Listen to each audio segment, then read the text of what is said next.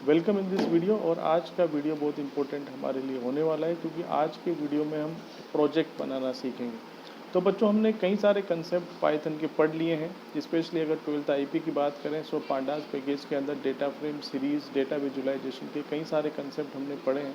सो बच्चों, कंसेप्ट हमने पढ़ लिए हैं लेकिन उनको इम्प्लीमेंट करना हमको आना चाहिए। और जो एक्चुअल में जो सॉफ्टवेयर होते हैं वो भी इन सब कंसेप्ट को यूज़ करके ही बनाए जाते हैं। तो कुछ ऐसा नहीं है कि वो कुछ अलग से पढ़ के आते हैं। सो इन्हीं कंसेप्ट को यूज़ करके एक अच्छा सा प्रोजेक्ट आज हम बनाएंगे।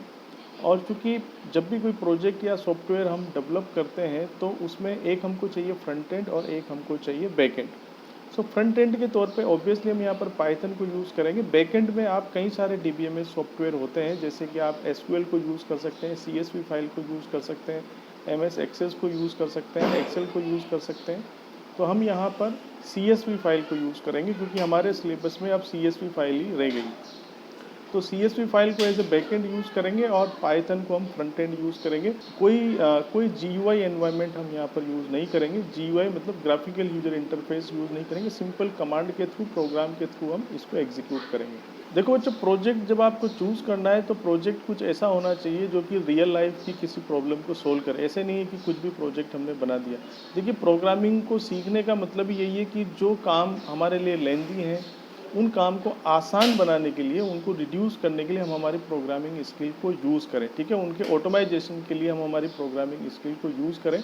सो उसी के लिए मैंने यहाँ पर एक टॉपिक डिसाइड किया है। तो हमारा जो आज का प्रोजेक्ट रहेगा उसमें क्या रहेगा, हम बैकएंड पे CSV फाइल यूज़ करेंगे और CSV फाइल में स्टूडेंट की डिटेल होगी। क्या क्या डिटेल होगी? रोल नंबर होगा, नेम होगा, फादर्स नेम होगा और उसके 6 सब्जेक्ट के वहाँ पर मार्क्स होंगे। सब्जेक्ट 1 के मार्क्स होंगे, सब्जेक्ट 2 लाइक दिस। ठीक है, और एक ईमेल एड्रेस होगा। फिर हम क्या करेंगे, पाइथन से उस वो जो CSV फाइल है या एक्सेल फाइल है उसको हम कनेक्ट करेंगे।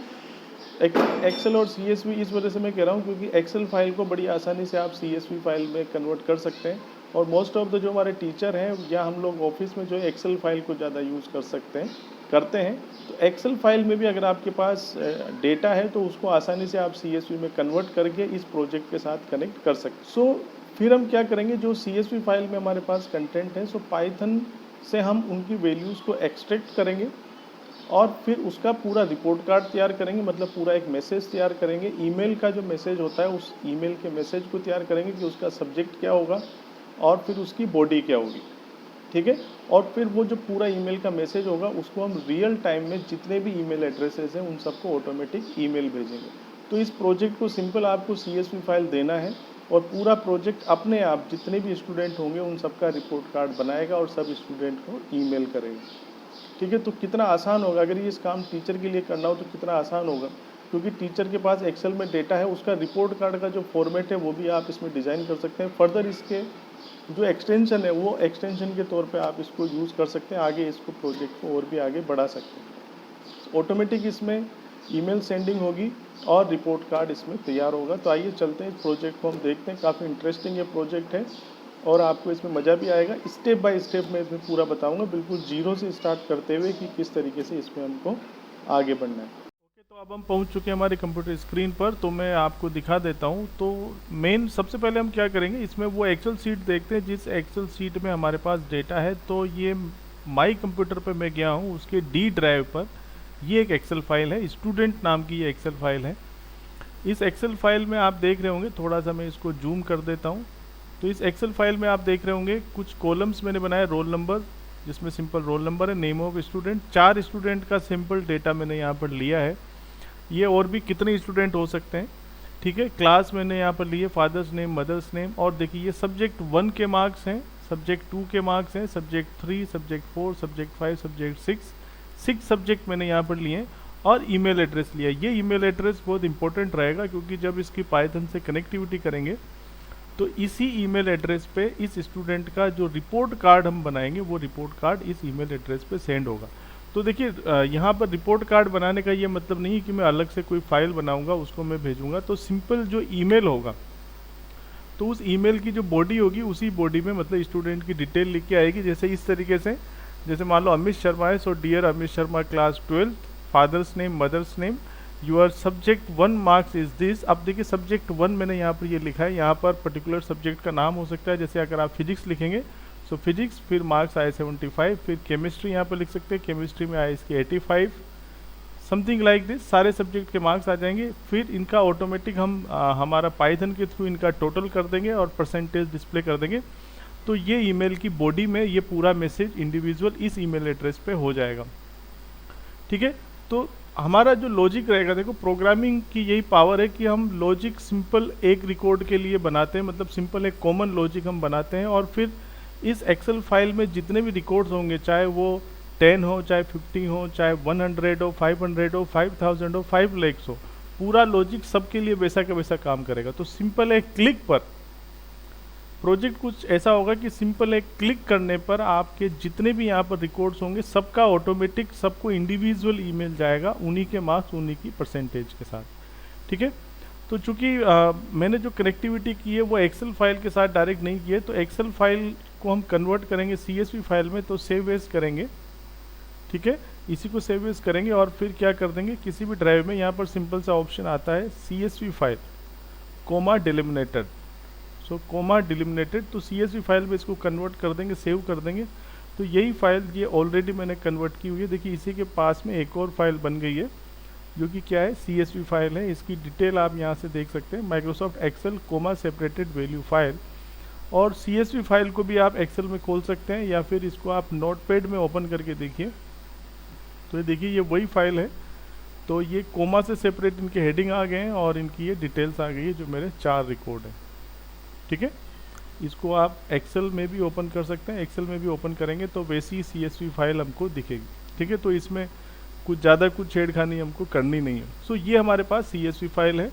अब हम पाइथन में हमारे प्रोजेक्ट को शुरू करते हैं। सो मैं यहाँ पर यूज़ कर रहा हूँ थोनी को। ठीक है, आप कोई दूसरा अगर कोई एप्लीकेशन है आपके लिए पाइथन की तो उसको भी यूज़ कर सकते हैं। तो सिंपल न्यू प्रोजेक्ट लेते हैं। सो ऑब्वियसली देखो मेरा जो कंसेप्ट होगा वो क्या होगा कि CSV फाइल्स के जितने भी रिकॉर्ड्स हैं, ठीक है, ये हमारी CSV फाइल थी। देखिए ये हमारी CSV फाइल है। तो CSV फाइल के जितने भी रिकॉर्ड्स हैं वो एज सच हम यहाँ पर पाइथन में लेना चाहते हैं। तो सबसे अच्छा कंसेप्ट यहाँ पर रहेगा डेटा फ्रेम। तो सबसे अच्छा कंसेप्ट यहाँ पर रहेगा कि ये जो हमारे पास CSV फाइल के कंटेंट है इसको हम एक डेटा फ्रेम में ले लें, ताकि डेटा फ्रेम में यही उसके कॉलम बन जाएंगे और ये सारे उसके डेटाज बन जाएंगे। तो सिंपल मैं यहाँ पर इंपोर्ट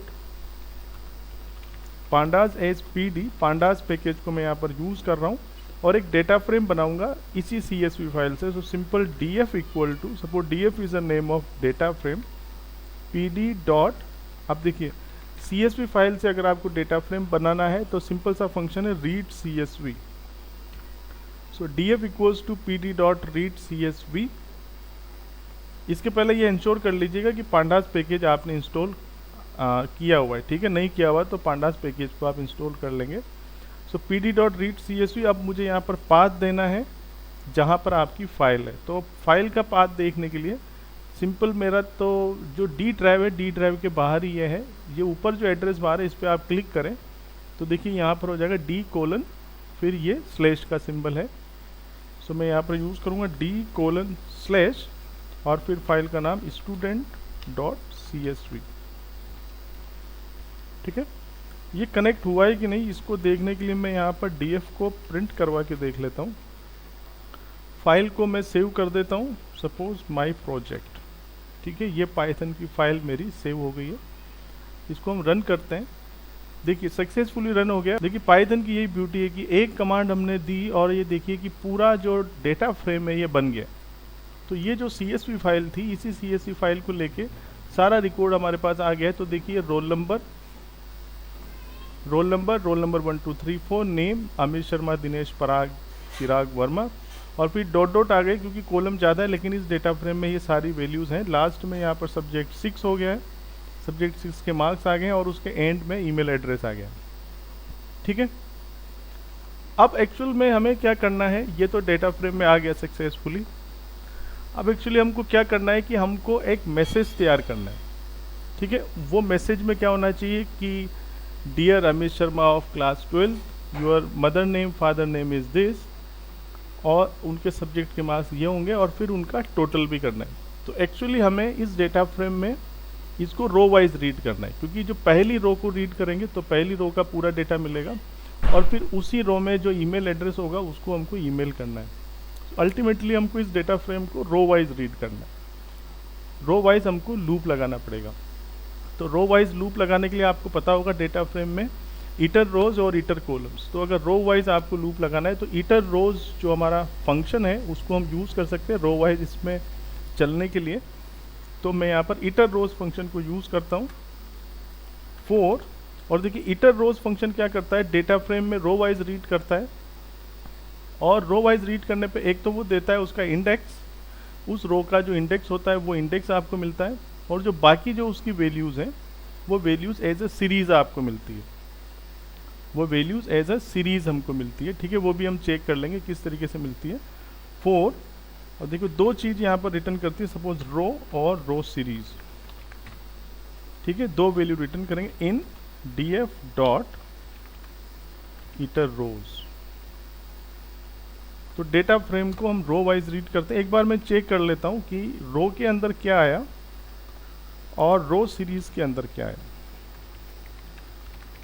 इसी तरीके से प्रोजेक्ट बनाया जाता है। स्टेप बाय स्टेप आपको देखना पड़ता है कि जितना काम हुआ उतना सक्सेसफुल हुआ है कि नहीं।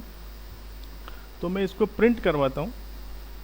तो देखिए एक बार ऊपर से ही लेते हैं। ये तो पहले का मेरा डेटा फ्रेम प्रिंट हुआ था। फिर से चूंकि मैं डेटा फ्रेम प्रिंट कर रहा हूँ तो ये डेटा फ्रेम प्रिंट हो गया है। अब देखिए ये लूप चला है, ये पहली बार लूप चला है। तो देखिए प्रिंट रो मैंने कहा था, सो प्रिंट रो मैंने कहा था, तो ये रो प्रिंट हुई है, मतलब 0 नंबर की ये रो है। और उस रो के अंदर फिर मैंने कहा था कि जो उसकी हॉरिजॉन्टल जो वैल्यूज़ होती हैं वो एज अ सीरीज रिटर्न करता है। तो हॉरिजॉन्टल वैल्यूज़ क्या है, तो 1 अमित शर्मा 12, ये देखिए, तो 1 अमित शर्मा 12, पराग शर्मा, अनीता देवी 75 85, ये सारी जो हॉरिजॉन्टल है ये वर्टिकल हो गई है। और चूंकि ये सीरीज़ बनाए तो ये तो सीरीज़ का डेटा है और इस सीरीज़ का जो इंडेक्स होगा वो क्या होगा, जो डेटा फ्रेम के कॉलम थे वही इसका इंडेक्स हो गया। तो ये देखिए फर्स्ट रिकॉर्ड मुझे यहाँ पर मिला है, ठीक है, यहाँ तक। इसी तरीके से देखिए नेक्स्ट चलते हैं। फिर नेक्स्ट रिकॉर्ड मिला है 1 जिसका इंडेक्स है, वो नेक्स्ट रिकॉर्ड मुझे मिला है दिनेश गौतम का। फिर ये मुझे नेक्स्ट रिकॉर्ड मिला है यहाँ से, ठीक है। तो ये 4 रिकॉर्ड मुझे यहाँ पर कंप्लीट मिल गए, ठीक है। तो अब एक्चुअली अब मेरा काम आसान हो गया है क्योंकि मुझे सीरीज़ में डेटा मिल गया है। तो अब मुझे चूँकि और वैल्यूज़ तो मुझे डायरेक्ट मिल जाएंगी, रोल नंबर डायरेक्ट मिल रहा है, नेम डायरेक्ट मिल रहा है, क्लास, सारी चीज़ डायरेक्ट मिल रही है। मुझे इसमें करना क्या है, मुझे ये जो 6 सब्जेक्ट हैं इनका एक तो टोटल करना है और एक परसेंटेज निकालनी है। सो टोटल और परसेंटेज ये मुझे इसमें कैलकुलेट करना है, ठीक है। तो टोटल सबसे पहले मैं यहाँ पर कैलकुलेट कर लेता हूँ। सो टोटल के लिए मैं क्या लॉजिक लगाऊँ, तो जो सीरीज़ है देखिए यहाँ पर ये लूप चल रहा है, मतलब हम इस लूप के अंदर ही काम कर रहे हैं। तो जब ये पहली बार लूप चलेगा तो पहला जो आपको सीरीज़ का एलिमेंट है मतलब ये मिलेगा, ठीक है। तो इसी के अंदर हम काम करेंगे। तो ये जो सीरीज़ है, जो पहली सीरीज़ मिली है उसकी ये वैल्यू जो है 1 2 3 4 5 6, ये 6 वैल्यूज़ का सम मैं करूँगा तो मुझे टोटल मिलेगा। तो किसी सीरीज़ की वैल्यू कैसे एक्सेस करते हैं हम, वैल्यू एक्सेस करने के लिए मतलब उसका डेटा कैसे एक्सेस करते हैं, थ्रू द इंडेक्स उसको हम एक्सेस कर सकते हैं।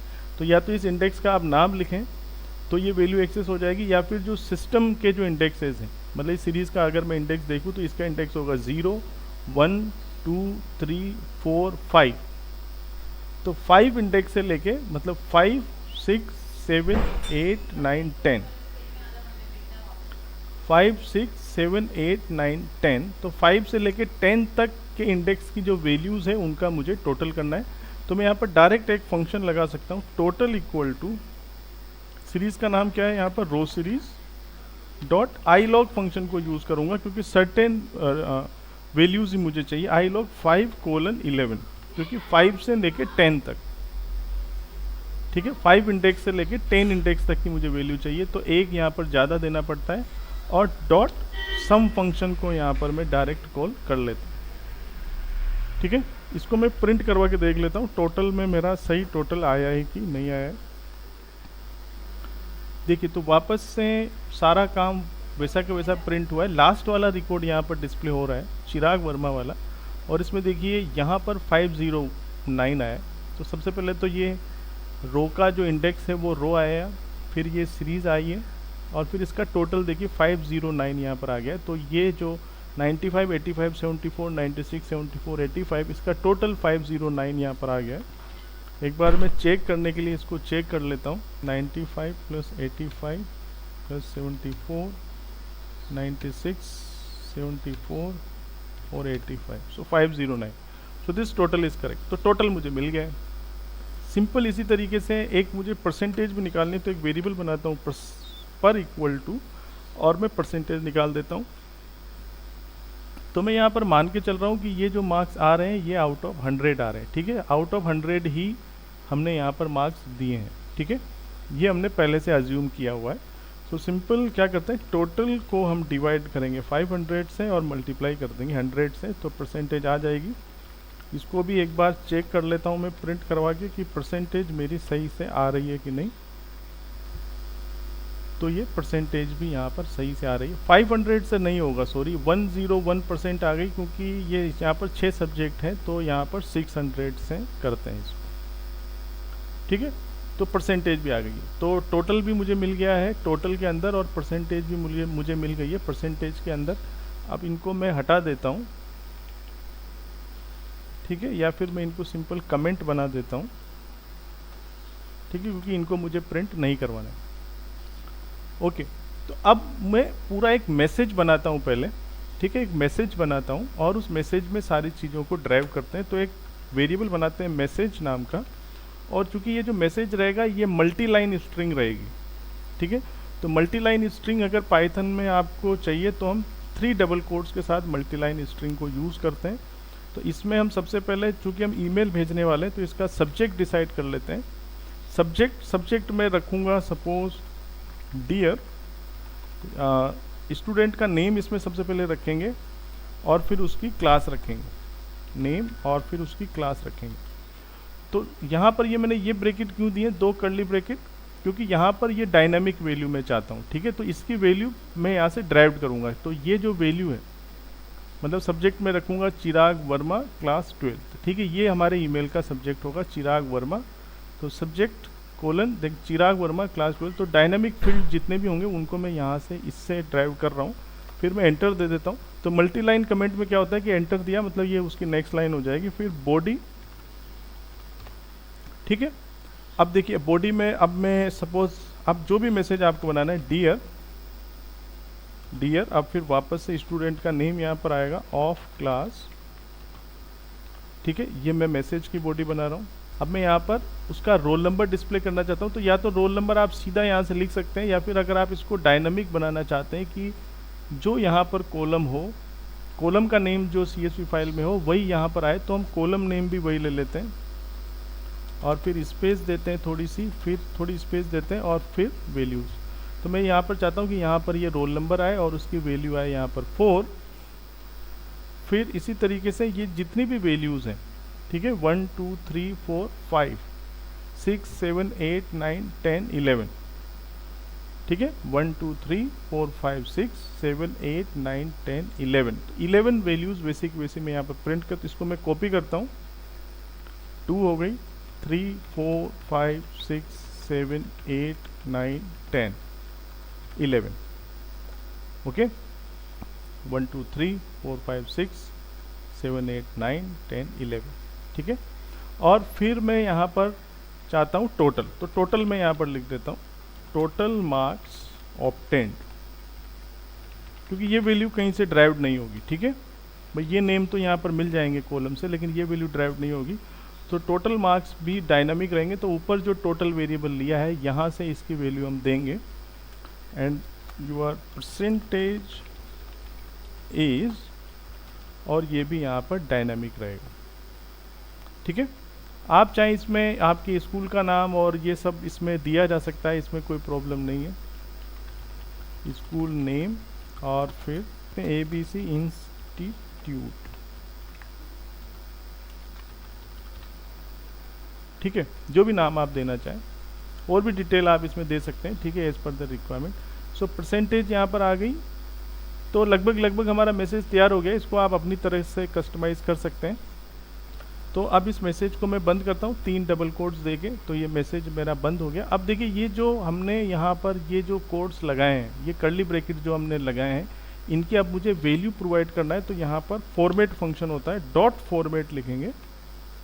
अब एक एक करके आपको इनकी वैल्यू प्रोवाइड करना है। अब सबसे पहले देखिए इसी सीक्वेंस में देना है, मतलब जितने ब्रैकेट आपने दिए 1 2 इसी सीक्वेंस में देना है, 3 4। तो यहाँ पर फॉर्मेट में जो जो आप लिखते जाएंगे, जो जो वेरिएबल लिखते जाएंगे, उनकी वैल्यू सिस्टमेटिक इसी सीक्वेंस में यहाँ पर जाती जाएगी। तो 1 2 3 4, फिर इन सारे वैल्यूज़, सारे जो ब्रैकेट्स लगाए उनके लिए आपको वैल्यू देना है। तो सबसे पहले यहाँ पर मैं क्या चाहता था, मैं यहाँ पर चाहता हूँ नेम। देखिए क्या चाहता हूँ मैं यहाँ पर, ये नेम चाहता हूँ, मतलब चिराग वर्मा को चाहता हूँ। तो चिराग वर्मा कैसे एक्सेस होगा इस सीरीज़ में? इस सीरीज़ का नाम क्या है मेरे पास? रो सीरीज़। रो सीरीज़ में चिराग वर्मा कैसे एक्सेस होगा? तो सिंपल रो सीरीज़ का जो इंडेक्स है, देखो इसका इंडेक्स तो है 0, इसका इंडेक्स क्या है 1। तो अगर मैं रो सीरीज़ स्क्वायर ब्रैकेट में 1 कर दूंगा तो चिराग वर्मा मुझे मिल जाएगा। तो मैं यहाँ पर क्या करता हूँ, रो सीरीज़ स्क्वायर ब्रैकेट में 1, ठीक है। सीरीज़ का नाम है, इंडेक्स दिया, तो चिराग वर्मा मुझे मिल जाएगा। फिर मुझे क्या लेना है, इसी के साथ में इसकी क्लास लेनी है। तो क्लास कैसे मिलेगी मुझे?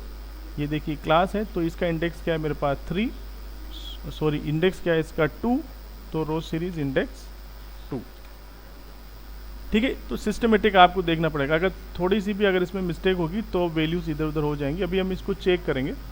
सो 0 1 2 ये इसका इंडेक्स हो गया। फिर आगे चलते हैं हम, डियर, वापस से हम यहाँ पर नेम और क्लास ले रहे हैं, तो वापस से मैं इनको कॉपी पेस्ट कर देता हूँ। तो वापस से 1 2, तो ये 1 वैल्यू जाएगी यहाँ पर। तो सीक्वेंस में चलना है आपको, ठीक है। इसकी वैल्यू पहला जो लिखा है वो आएगा, फिर इसकी वैल्यू कहाँ से लेंगे, जो दूसरी जो आपने यहाँ पर वेरिएबल दिया है वो, ये हो गया, ये हो गया। फिर हमको चाहिए ये, ठीक है। यहाँ पर मुझे क्या चाहिए, यहाँ पर मुझे चाहिए रोल नंबर, ठीक है। अब ये रोल नंबर क्या है, सीरीज़ का ये इंडेक्स है, सीरीज़ का ये इंडेक्स है। तो सीरीज़ का इंडेक्स मैं यहाँ पर कैसे लूँगा, कोमा रो सीरीज़ डॉट इंडेक्स। तो रो सीरीज डॉट इंडेक्स, और किसका इंडेक्स मुझे चाहिए यहाँ पर, रोल नंबर। तो रोल नंबर का इंडेक्स क्या है मेरे पास, 0।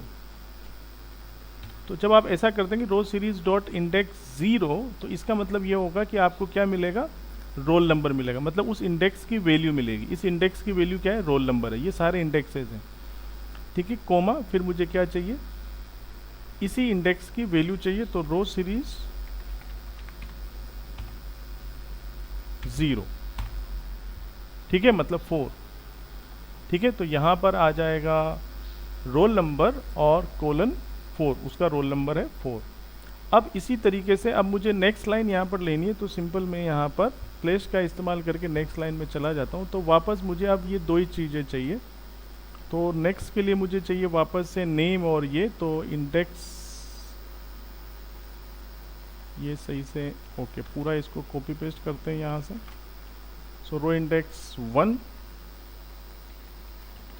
ठीक है। तो नेक्स्ट में आ जाएगा नेम और फिर उसकी वैल्यू ये वाली, ठीक है। इसी तरीके से वापस से इसको कॉपी पेस्ट करते हैं। फिर ये 2 के लिए आ जाएगा, ठीक है। फिर मैं नेक्स्ट लाइन पर इसको ले जाता हूँ। फिर 3 के लिए कोई प्रॉब्लम नहीं, इसी तरीके से हम इसमें आगे बढ़ेंगे। फिर हम करते हैं 4 के लिए। तो मुझे कहाँ तक जाना है ऐसे, देखिए इसका इंडेक्स था 0 1 2 3 4 5 6 7 8 9 10 तक मुझे इसमें जाना है।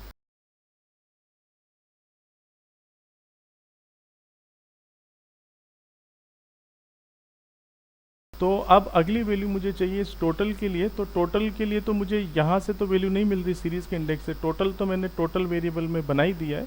तो मैं सिंपल यहाँ पर लिख देता हूँ टोटल, ताकि टोटल वेरिएबल की जो वैल्यू होगी वो यहाँ पर पुट हो जाएगी। इसी तरीके से परसेंटेज की जो वैल्यू होगी वो यहाँ पर पुट हो जाएगी। अब इसको मैं यहाँ पर क्लोज करता हूँ,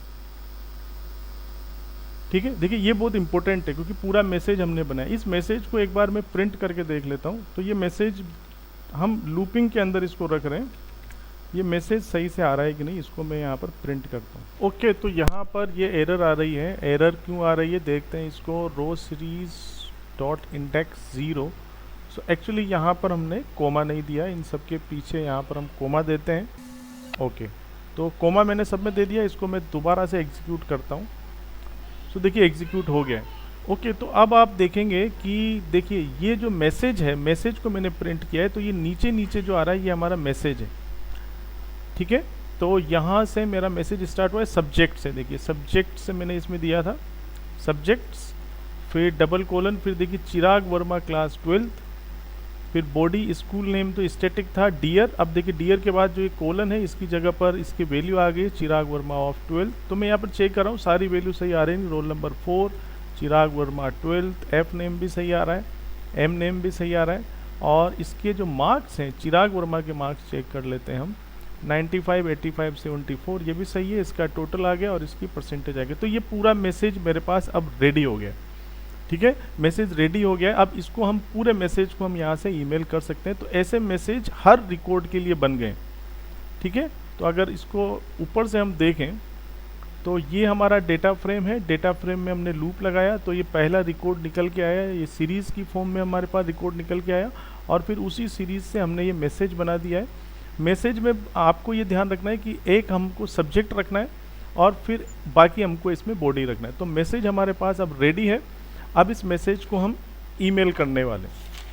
ठीक है, बाकी इस मैसेज में और भी चीज़ें आप इंक्लूड कर सकते हैं। अब जैसे अगर PT1 एग्ज़ाम है, PT2 एग्ज़ाम है, हाफ पीरियड लिए मल्टीपल एग्ज़ाम्स हैं, तो इसको अपने हिसाब से एडजस्ट किया जा सकता है। मैंने यहाँ पर बिल्कुल सिंपलेस्ट मैसेज यहाँ पर लिया है, कोई एक एग्ज़ाम के इसमें मार्क्स। अब मुझे इसमें ईमेल करना है तो एक पैकेज की मुझे इसमें ज़रूरत पड़ेगी।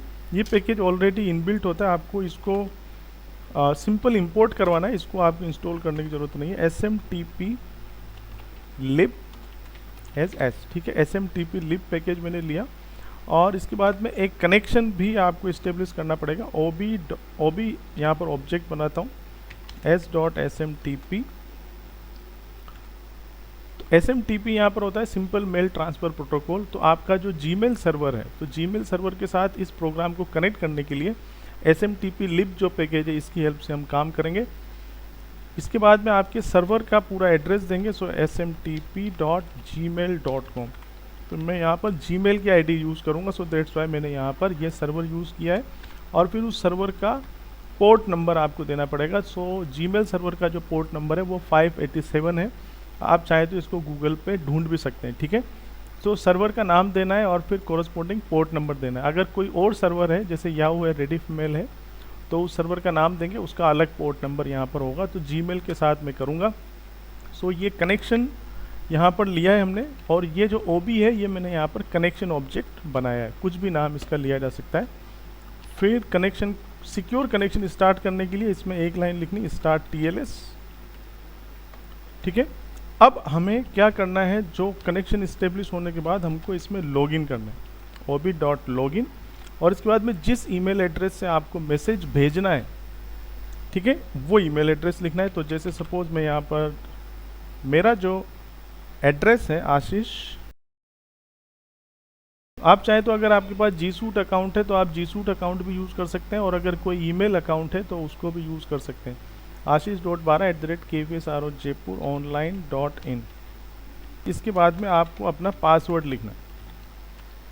ठीक है, तो पासवर्ड मैं यहाँ पर नहीं लिख रहा हूँ, यहाँ पर पासवर्ड आएगा।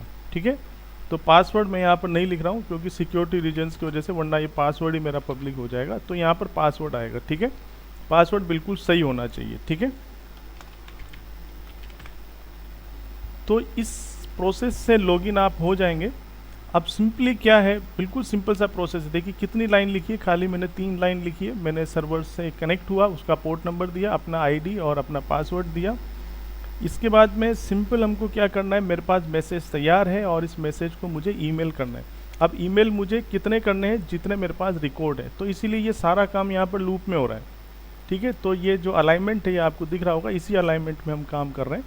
तो एक फंक्शन हम यहाँ पर कॉल करेंगे, सेंड मेल फंक्शन कॉल करेंगे, सेंड मेल। और इस सेंड मेल से किस ईमेल एड्रेस से आपको भेजना है, मुझे इसी ईमेल एड्रेस से भेजना है।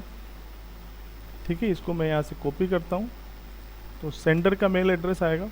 अब किसको भेजना है, अब किसको भेजना है उसका ईमेल एड्रेस यहाँ पर आएगा। अब देखो किसको भेजना है, अब देखिए ये तो मुझे अभी पता नहीं है क्योंकि स्टैटिक तो है नहीं, जिसको भेजना है वो वैल्यू क्या है, मेरी डायनामिक है। तो अगर आप देखें तो यहाँ पर जो ये मेरे रिकॉर्ड थे, तो हर जो सीरीज़ के अंदर रिकॉर्ड आ रहा है उसका जो लास्ट वाला जो फील्ड है वो ईमेल एड्रेस, और उसके अंदर की जो वैल्यू है वो मेरे पास वो डेस्टिनेशन ईमेल एड्रेस है जिस पे मुझे भेजना है। तो किस पे भेजना है, तो इस वैल्यू को मैं कैसे एक्सेस करूँगा, तो ये मेरे पास सिंपल सीरीज़ है, सीरीज़ का ये एक डेटा एलिमेंट है। तो थ्रू द, या तो मैं इस इंडेक्स से भी एक्सेस कर सकता हूँ, या फिर जो सिस्टम डिफ़ॉल्ट इंडेक्स है, तो इसका जो इंडेक्स होगा यहाँ से स्टार्ट होगा 0 1 2 3 4 5 6 7 8 9 10 11 इंडेक्स की ये वैल्यू होगी जिसके अंदर इसका ईमेल एड्रेस होगा। तो रो सीरीज 11, ठीक है। तो ये डायनामिक हो गया। तो ये हो गया सेंडर, ये हो गया डेस्टिनेशन, और भेजना क्या है, मुझे मैसेज को भेजना है, ठीक है। सिंपल सी ये लाइन हो गई, बस काम मेरा खत्म हो गया, ईमेल मेरे चले जाएंगे। इसके बाद में मैं अब इस लूप के बाहर आता हूँ, तो अलाइनमेंट मैंने यहाँ पर चेंज किया, एक मैसेज प्रिंट करवा देता हूँ, ईमेल्स सेंट सक्सेसफुली, ताकि मुझे मालूम हो जाए कि ईमेल गए हैं कि नहीं।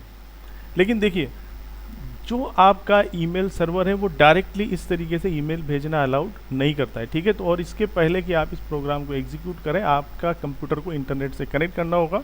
और देखिए यहाँ पर एक और चीज़ का ध्यान रखना कि अगर आप जिस ईमेल आईडी से भेज रहे हैं ईमेल्स, उस ईमेल आईडी में अगर 2 स्टेप वेरिफिकेशन है, 2 स्टेप वेरिफिकेशन है मतलब जब आप इस ईमेल एड्रेस पर लॉगिन करते हैं, तो अगर आपके मोबाइल में OTP जाता है, OTP डालने के बाद ही आप उसमें लॉगिन हो पाते हैं, तो उस ईमेल एड्रेस से आप इस प्रोग्राम के थ्रू ईमेल नहीं भेज पाएंगे। तो वही ईमेल एड्रेस आप यूज़ करें जिसमें 2 स्टेप वेरिफिकेशन नहीं है। और इसके साथ साथ आपको जिस ईमेल एड्रेस से आप मेल भेजेंगे, तो उसमें आपको एक सेटिंग करनी है। आपको सिंपल गूगल सर्च करना है, गूगल में आपको सर्च करना है less secure apps, less secure apps, ठीक है। तो ये myaccount.google.com ये वेबसाइट खुलेगी। फिर आपको क्या करना है, ये जो सेटिंग है अलाउ लेस सिक्योर ऐप, इस सेटिंग को आपको गूगल अकाउंट पे आपके ऑन करना पड़ेगा, जिस गूगल अकाउंट से आप भेजना चाहते हैं। तो यहाँ पर ashish.12@kvsro jaipur इससे मैं भेजना चाहता हूँ, तो इसमें आपको इसको ऑन करना पड़ेगा। तो बाय डिफ़ॉल्ट ये ऑफ होती है, ठीक है। इस सेटिंग को आपको ऑन करना पड़ेगा, तभी जाकर गूगल अलाउड करेगा इस प्रोग्राम को कि वो आपका ईमेल एड्रेस यूज़ करके एज ए सेंडर औरों को ईमेल भेज सकते। तो ये सेटिंग जब आप ऑन कर लेंगे, इसके बाद में ये प्रोग्राम हमारा बन गया है। मैसेज हमने चेक कर ही लिया था, तो इसको हम एग्जीक्यूट करते हैं अब। Okay, there is a error, so SMTPS, ठीक है। AS मैंने लिया, SMTPS करते हैं, फिर s.smtp में कर रहा था, वापस से रन करता हूँ। इंटरनेट कनेक्शन इसमें होना चाहिए, और अगर आपका पासवर्ड वगैरह कुछ भी गलत है, देखिए यहाँ पर एरर आ रही है। क्या एरर आ रही है, user name and password not accepted, क्योंकि मैंने पासवर्ड तो यहाँ पर दिया ही नहीं है, ठीक है। इस वजह से ये एरर आ रही है। तो मैं यहाँ पर पासवर्ड इसको सही कर देता हूँ। ओके, तो पासवर्ड मैंने सही कर दिया है, और अब मैं इसको वापस से एग्जीक्यूट करता हूँ। सो थोड़ा टाइम ये लेगा। देखिए एक एक करके मैसेज प्रिंट हो रहे, लास्ट में हमारे पास आ गया ईमेल सेंड सक्सेसफुली। अब ये मैं चेक कर लेता हूँ कि ईमेल मेरे गए हैं कि नहीं गए। तो मैं मेरा अकाउंट ओपन करता हूँ, जिस अकाउंट से आप मैसेज भेज रहे थे, ठीक है। ये मेरा अकाउंट था, और इसमें मैं सेंट मेल पे जाता हूँ। तो ये देखिए अभी रिसेंटली 17/28 पे मेल हुआ है, इसको मैं चेक करता हूँ। ये देखिए चिराग वर्मा को मेल हुआ है, चिराग वर्मा क्लास 12। तो ये देखिए चिराग वर्मा को मेल हुआ है। तो ये मैं सब्जेक्ट रखना चाहता था, तो देखिए ये सब्जेक्ट मेरा आ गया चिराग वर्मा क्लास 12। ये जो आगे जो कोलन आ गया है, ये एक्चुअली कोलन क्यों आया है, क्योंकि मैंने यहाँ पर ये 2 कोलन दे दिए। तो एक कोलन ही आप देंगे, तो फिर ये 2 कोलन नहीं आएंगे, मतलब यहाँ पर कोलन नहीं आएगा। तो चिराग वर्मा क्लास 12 ये मैं सब्जेक्ट रखना चाहता था। फिर मेरी जो बॉडी स्टार्ट हुई थी उसमें स्कूल नेम सबसे पहले आ रहा था। सो बॉडी में देखिए स्कूल नेम इसमें नहीं आया है। यहाँ से मैं कोलन हटाता हूँ, इसको एक बार और मैं एग्जीक्यूट करता हूँ, वापस मेल भेजने का वेट करते हैं।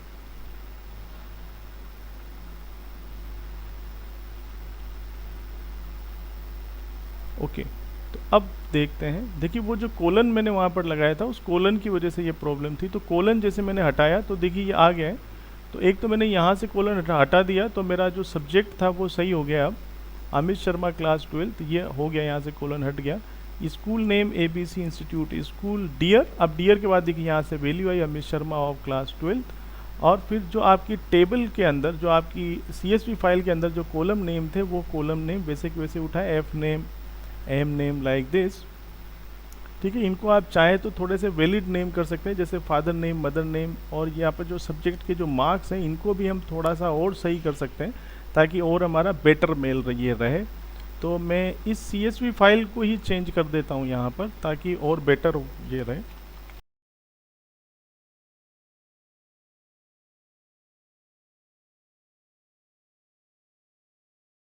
ठीक है, इसको बस आपको सेव करना है। ठीक है, इसको मैं यहाँ पर सेव कर देता हूँ और वापस से प्रोग्राम को एग्जीक्यूट करता हूँ। CSV फाइल में चेंज करना है, पूरा काम प्रोग्राम कर रहा है। ठीक है, पूरे मेल की ड्राफ्टिंग है, उस मेल को भेजना, सारा काम प्रोग्राम कर रहा है। ओके, तो ये नया मेल इसमें आ गया है, चिराग वर्मा का मेल देख लेते हैं। तो अब आप देखिए ऑटोमेटिक हमारा मेल चेंज हो गया है। स्कूल नेम दिस हो गया, डियर हो गया। अब देखिए यहाँ पर ये देखिए फादर नेम, अब ये कंप्लीट आ गया। मदर नेम हो गया, फिजिक्स केमिस्ट्री मैथ्स, और टोटल मार्क्स इतने, और आपकी परसेंटेज हो गई इतने। तो मुझे उम्मीद है ये चीज़ आपको समझ में आई होगी। प्रोजेक्ट काफ़ी अच्छा है। तो बच्चों, प्रोजेक्ट हमको इस तरीके से डिज़ाइन करना है कि वो रियलिस्टिक जो आपकी प्रॉब्लम्स हैं उनको वो सोल्व करे। इस प्रोजेक्ट में और फर्दर क्या एक्सटेंशन हो सकता है, ठीक है, उन एक्सटेंशंस की बात कर लेते हैं। तो देखिए, अभी जो आपका मैसेज जो जा रहा है वो एज ए टेक्स्ट जा रहा है। तो आप क्या कर सकते हैं, इसमें फर्दर एक्सटेंशन आप क्या कर सकते हैं, इसमें आप ये कर सकते हैं कि जो ईमेल जाए वो एज अटैचमेंट जाए। मतलब ये सारी चीज़ एक किसी PDF फाइल में या किसी टेक्स्ट फाइल में जाए। तो PDF फाइल में पूरा रिपोर्ट कार्ड जाए, तो उस PDF फाइल में आप स्कूल का लोगो वगैरह ये सारी चीज़ उसमें ले सकते हैं, अटेंडेंस ले सकते हैं। तो वो फाइल एज अटैचमेंट इसमें जाए। तो आप फर्दर इसमें पढ़िएगा कि जब हम ईमेल भेजते हैं तो ये जो मैसेज होता है, इसमें आप अटैचमेंट किस तरीके से भेज सकते हैं, डिफरेंट टाइप की फाइल्स को कैसे क्रिएट कर सकते हैं। तो जो मैसेज में मेरे पास मैसेज आ गया है, ठीक है, तो उस मैसेज को आप किसी फाइल में स्टोर करेंगे, फिर उस फाइल को ईमेल के साथ अटैच करके भेजेंगे। ये आप फर्दर इसमें एक्सटेंशन कर सकते हैं। एक सिंगल एग्ज़ाम मैंने यहाँ पर लिया है, मल्टीपल एग्ज़ाम्स को लेके इस प्रोजेक्ट को और भी बेटर बना सकते हैं। ठीक है, चलिए, वीडियो देखने के लिए धन्यवाद आपको। वीडियो अगर पसंद आए तो इसको लाइक ज़रूर करें और चैनल को सब्सक्राइब करें, ताकि आगे भी आपको इस तरीके के वीडियोज़ मिलते रहें। Thank you very much.